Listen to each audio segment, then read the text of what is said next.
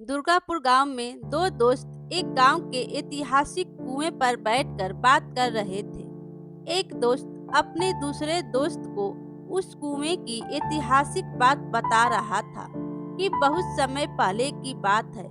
यह कुआं गांव के महाजन ने खुदवाया था। तो दूसरा दोस्त कहता है, लेकिन महाजन का इस कुएं से क्या संबंध है? यह मेरी समझ में नहीं आया।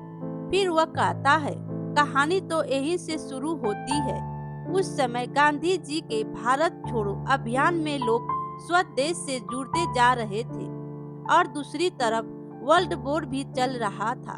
तो दूसरा दोस्त कहता है, इतिहास बताने की बजाय मुद्दे की बात करो। फिर वह दोस्त कहता है, वही तो बता रहा हूँ, इस कहानी से एक स्वदेशी का भी संबंध है। तो वह दोस्त पूछता है, अच्छा वह कैसे? तो उसका दोस्त बताता है कि वीर प्रताप सिंह स्वदेशी आंदोलन से जुड़ा हुआ था। पुलिस की आंखों में धूल झोंककर भागते भागते वह इस दुर्गापुर में आ पहुंचा। जब उसने देखा कि इस गांव का महाजन एक गरीब से कर्ज का पैसा वसूलने में उसे बहुत सता रहा था।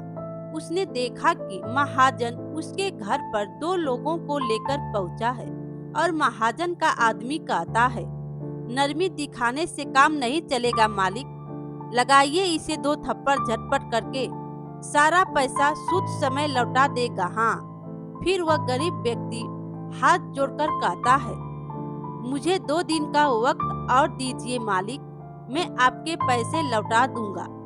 फिर महाजन कहता है, पता नहीं किस मुहूर्त में तुम्हारे दादा ने मेरे पर दादा से 200 रुपये उधार लिए थे।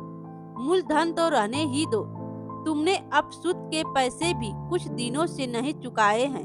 बोलो अब मैं क्या करूं तुम्हारे साथ?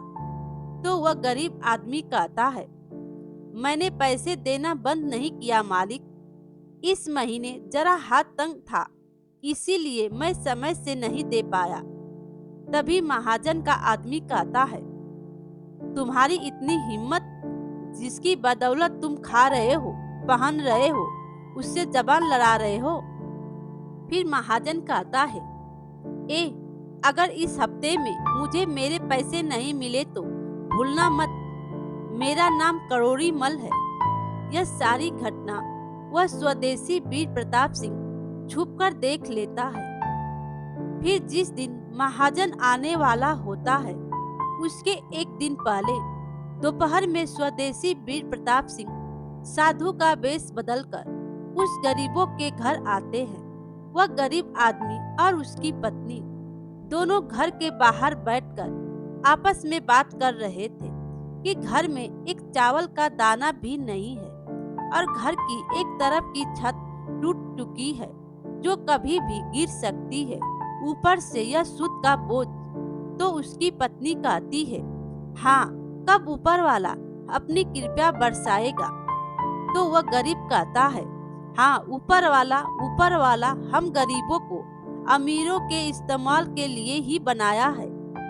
तभी वह स्वदेशी उनके घर में पहुंच जाते हैं और कहते हैं, कोई है? बहुत दूर से आ रहा हूँ बेटी, थोड़ा पानी मिल सकता है? तो वह गरीब व्यक्ति कहता है, बैठिए बाबा, खड़े क्यों हैं? बाबा उनके घर के आगे ओटली पर बैठते हैं। तो वह गरीब व्यक्ति कहता है, आज से पहले मैंने आपको कभी इस गांव में देखा नहीं था।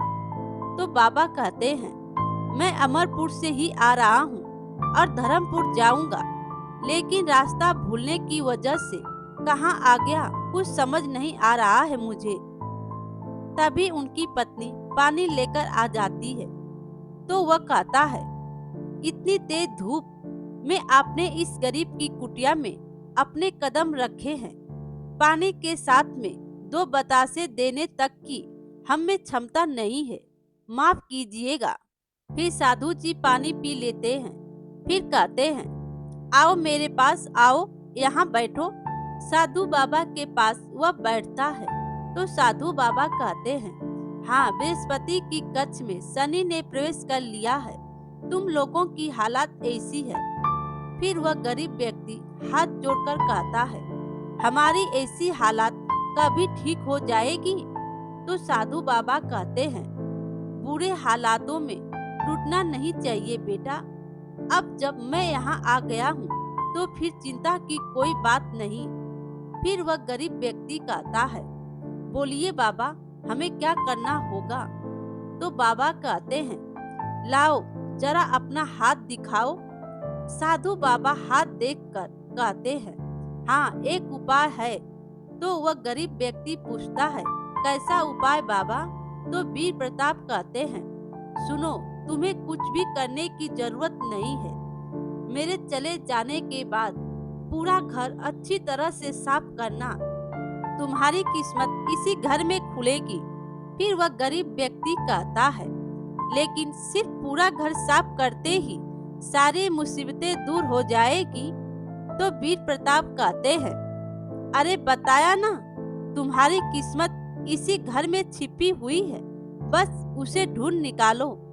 फिर साधु बाबा के जाते ही वह लोग पूरे घर की साफ सफाई करने लगते हैं। थोड़ी देर बाद उसकी पत्नी को जहाँ साधु बाबा बैठे थे उसी के पास में भूसे की बोरी को उठाने के बाद एक कागज का टुकड़ा मिलता है। फिर वह अपने पति से कहती है, अजी सुनते हो क्या? देखिए देखिए, मुझे यह यहाँ से मिला है, इसमें कुछ लिखा हुआ भी है। तो वह कहता है, लाओ देखूं तो सही, लेकिन यह यहाँ कहाँ से आया? क्या लिखा है? क्या पता?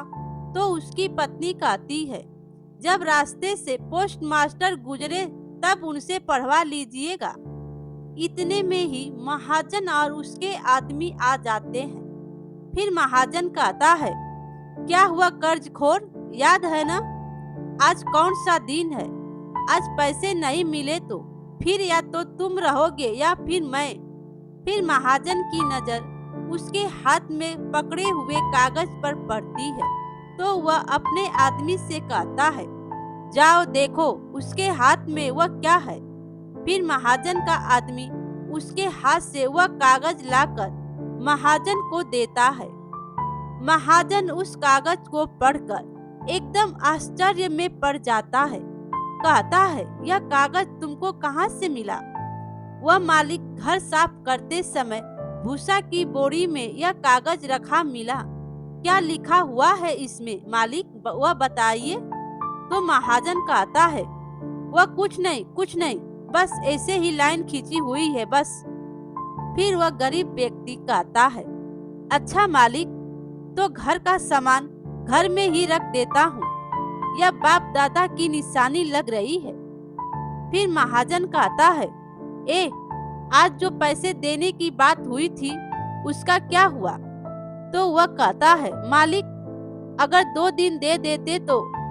फिर महाजन कहता है, नहीं, मेरी बात ध्यान से सुनो, तुम अपना घर मुझे दे दो। मुझे हर दिन यहाँ आकर तुमसे पैसे मांगना अच्छा लगता है क्या? हाँ बोलो, अपना घर मुझे दे दो, मैं तुम्हारा सारा उधार माफ कर दूंगा। फिर वह गरीब व्यक्ति कहता है, नहीं मालिक, ऐसा नहीं हो सकता। अगर यह घर दे दूंगा तो मैं रहूंगा कहाँ? तभी महाजन का आदमी कहता है, डंडा मार के भगा देते हैं तभी अच्छा होता। फिर महाजन कहता है, ठीक है, मैं तुम्हें 1000 देता हूँ जिससे तुम एक नया घर भी ले सकोगे। फिर भी वह गरीब व्यक्ति कहता है, नहीं मालिक, बाप दादा की जमीन थोड़े से पैसे के लिए मैं बेच नहीं सकता हूँ। फिर महाजन का आदमी कहता है, 1000 रुपये को थोड़े से पैसे कह रहे हो? फिर महाजन कहता है, हाँ, एक साथ कभी देखे भी हो 1000 रुपये? फिर महाजन कहता है, ठीक है, मैं तुम्हें 5000 रुपये दूंगा, ठीक है ना? आज से यह जमीन मेरी हुई। फिर वह गरीब व्यक्ति कहता है, नहीं मालिक, अभी की महंगाई में 5000 रुपये से क्या होगा? उसके लिए मैं बेघर नहीं हो सकता। फिर महाजन कहता है, यही तो तुम लोगों की गलती है, बैठने की जगह मिलते ही सोना चाहते हो।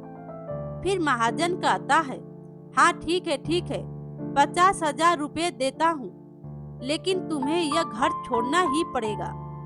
इस तरह करते करते मोहन अपना घर 1 लाख में करोड़ी मल को बेचकर यह गांव छोड़कर चला गया। फिर दूसरा वाला दोस्त कहता है, क्या सच में 1 लाख रुपए में? अच्छा, तुमने यह तो खुलकर बताया नहीं कि उस कागज में ऐसा क्या लिखा था जिसकी वजह से महाजन इतने पैसे देकर घर खरीदने के लिए तैयार हो गया। फिर दूसरा दोस्त कहता है, बताता हूँ। मोहन और उसकी पत्नी कुछ काम के लिए घर के अंदर जाती है तो वह स्वदेशी वीर प्रताप सिंह उस कागज में यह लिख देते हैं कि मैं मोहम्मद इरफान मुगल सेनापति के द्वारा प्राप्त करोड़ों रुपए के कुछ बहुमूल्य रत्न दुर्गापुर के इस घर के नीचे गाड़ रहा हूँ। मुगल सेनापति ने यह रत्न मुझे सिपाही विद्रोह में उपयोग करने के लिए ही दिया था, लेकिन शारीरिक तौर पर स्वस्थ न होने की वजह से मैं यह रत्न सही तरीके से उपयोग करने में असमर्थ हूँ। जिस किसी को भी यह रत्न मिले, उम्मीद करता हूँ वह इन रत्नों से मिले पैसे का उपयोग सही तरीके से सही काम करने के लिए करे। फिर उसका दोस्त पूछता है, वीर प्रताप सिंह ने मोहम्मद इरफान वाली बात हिंदी में लिखी थी क्या? तो वह कहता है, नहीं, वीर प्रताप को अरबी आती थी, उसने अरबी में लिखा था। वीर प्रताप सिंह ने ही वह कागज छुपा कर रखा था। कागज को देखते ही महाजन की आंखें खुली की खुली रह गई थी और जाने से पहले वीर प्रताप सिंह मोहन से यह कहकर जाते हैं कि देखो, मैंने तुम्हारी सारी बाधाएं दूर कर दी है और सुनो, तुम्हारा यह घर खरीदने के लिए कई लोग आएंगे, लेकिन 1 लाख रुपए की कम कीमत में किसी भी हाल में मत बेचना। यही मेरी इष्ट देव का आदेश है। फिर उसका दोस्त कहता है, अच्छा, तब मोहन महाजन को 1 लाख रुपए से कम कीमत पर अपना घर बेचने के लिए तैयार नहीं हुआ था। तो दूसरा दोस्त कहता है, बिल्कुल सही समझे, 200 रुपये का सूद 2 पुश्तों तक लिया, उसके बदले 1000 की जमीन 1 लाख रुपए में बेच डाली। फिर उसका दोस्त कहता है, अच्छा, फिर उसके बाद क्या हुआ बताओ? दूसरा दोस्त कहता है, मोहन की कुटिया को तोड़कर गुप्त धन ढूंढने का काम शुरू हुआ। फिर महाजन का आदमी कहता है, मालिक, पिछले 10 दिनों से लोग कुदाल लेकर मिट्टी की खुदाई कर रहे हैं, लेकिन उसके बावजूद भी मुगल काल की 1 फूटी कौड़ी तक नहीं मिली है। फिर महाजन कहता है, चुप, जरूरत पड़ने पर पाताल खोदना पड़े तो भी मैं उसे भी खोद कर उस रत्न को लेकर रहूंगा। फिर महाजन का आदमी कहता है, नहीं मालिक, गुस्सा मत करिए, उम्मीद है पाताल लोक तक पहुंचने से पहले तो हमें मिल ही जाएगा। पथरीली मिट्टी थी, फिर भी 3 महीने तक उस जगह की खुदाई चलती रही। आखिरकार जब उस जमीन से पानी निकल आया, तब जाकर करोड़ी मल के रंग में भंग पड़ गया और इस तरह यहाँ पर कुआं बन गया। समझ गए? फिर उसका दोस्त कहता है, बाप रे, यह तो बहुत ही दिलचस्प कहानी थी। भाई करोड़ी मल बहुत बड़ा सूदखोर था। मौके का फायदा उठाकर उन मजदूरों ने भी अपनी सारी मजदूरी जोड़कर उससे वसूल कर लिया था। फिर उसका दोस्त कहता है, वीर प्रताप सिंह की बुद्धि से सिर्फ मोहन का नहीं बल्कि गरीबों का भी उद्धार हो गया, ऐसा कह सकते हैं। फिर उसका दोस्त कहता है, हाँ, यह भी कोई बोलने वाली बात है। अब घर चलो, घर पर माँ खाने के लिए इंतजार कर रही है। हाँ, चलो। मेरे प्यारे दोस्तों, कहानी अच्छी लगी हो तो लाइक कीजिए और अपने दोस्तों में भी शेयर कीजिए, और चैनल पर नए हो तो चैनल को सब्सक्राइब कीजिए। Thank you.